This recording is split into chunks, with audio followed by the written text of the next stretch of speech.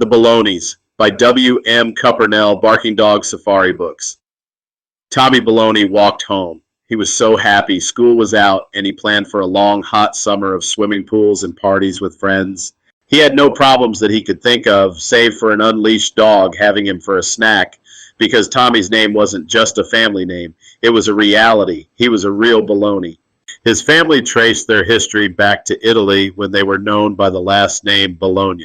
When his family crossed the Atlantic Ocean in the 1900s and settled in America, people started calling them Baloney, so the American name stuck. Other than being a mixture of ground meats like chicken, beef, and pork trimmings, they were like everyone else, going to work. Young Baloneys went to school. They were good citizens, kind and considerate, but no one could deny they were different and could be very tough and spoiled if not refrigerated.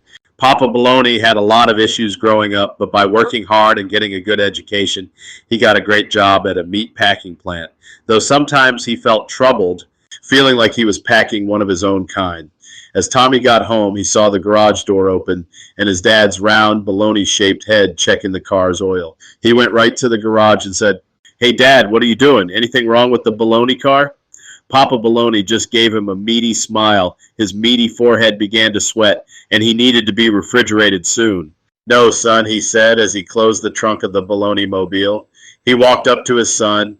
He was very proud. He knew that Tommy had passed all his classes and was off for the summer. "Nothing is wrong with our Baloney mobile, son," Papa Baloney said with a wave of his meaty hand. He put his hands on the Baloney car and continued, "This is still the finest meat wagon around," he beamed proudly. Tommy was all smiles until he began to frown. Papa was concerned and went up to his son and asked, "What's wrong, Thin Slice?" Nickname for Tommy. "Nothing, Dad," Tommy said, faking a smile, and went to turn around and go into the house. Papa Baloney stopped him, putting his slab of meat-like hands on Tommy's shoulders. He looked into Tommy's protein-filled eyes and said, "Tell me," he asked, concerned. "Tell me my pork, chicken, beef filler miracle from God." Tommy was reluctant, but he said, putting his hands in his pockets, he breathed in deeply, nodded his head, and said, "Dad, I have a question." Papa Baloney nodded. His kind eyes were wide in expectation, ready and able to answer his boy's question, no matter how hard it was. "Dad," Tommy said. It sounded like this question had been in his meat-trimming mind for a while. "Well," Tommy continued, "every week I hear my classmates and even my teacher using our last name as kind of a put-down or like a statement. Is Papa Baloney's eyes went wide in surprise. He was shocked as he asked, "Like what, son? What did they say?" Well, Tommy said like he was ashamed. "One kid told the other he was full of baloney. Another kid came in and said his dog ate his homework, and the teacher said—" He paused and wiped away tears. Papa Baloney was concerned, even a little angry as he hugged his son. "Go on," he said, "my little beefcake. Tell me what the teacher said." Tommy could see his father's Italian Bologna face turn beet red. He noticed his father's meaty hands were on his hips as he waited for the answer. Tommy looked up at his dad.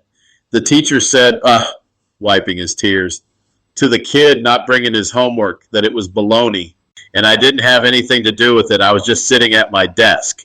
Hearing that, Papa broke down laughing. His son was hurt, thinking he was being made fun of, and just broke down harder. "I knew I shouldn't have told you." Tommy turned to run into the house, but his father blocked his way. He held his son and explained, "Listen, my little Deli boy. They aren't talking about our family. They are using the name because it stands for something not true. Like, we are not real beef. We are fillers. So when something is not true, they say, 'Oh, baloney.'" Tommy looked up. He was beginning to feel better. Papa Baloney went on to explain, "You belong to one of 5 humanoid baloney families in America. It was how I met your mother." Tommy could see his father smiling, drifting back into memory when they met at the Deli meat dance, way before Tommy was a mix of meats made into paste. "Dad," Tommy said, shaking his dad from his memories. Then he looked impatient and went on, "Dad, you're drifting. Get to the point." Papa Baloney shook his head and nodded in agreement. "Don't you worry, my little imitation meat pack. We are special. We are from one of the best Baloney families in Italy. They are not talking about you. They are not even thinking of you. They are talking about the other type of baloney, the false one. You are real." Tommy cheered up and said, "Yes, Dad, we are not pretend. It's only if we pass ourselves off as real meat that we are false, right?" Father Baloney looked on at his boy and smiled, thinking, what a bright boy. Yes, Papa said. That's exactly right. You got it. My little meat grinder left over from anything we can throw into a pan. And listen, most everyone is jealous of us. He paused, then went on. They only hate us because they ain't us, he said proudly. Tommy nodded, smiling happily, reassured. Yes, Dad, he said, nodding. Dad, they only hate us because they ain't us, he agreed. Papa Baloney smiled, glad he had reassured his son, and said, Come on, my little mystery meat, let's go get ourselves refrigerated. Tommy happily agreed and followed his father into the house where every room and area was kept refrigerated at a comfortable Baloney fresh 40 degrees.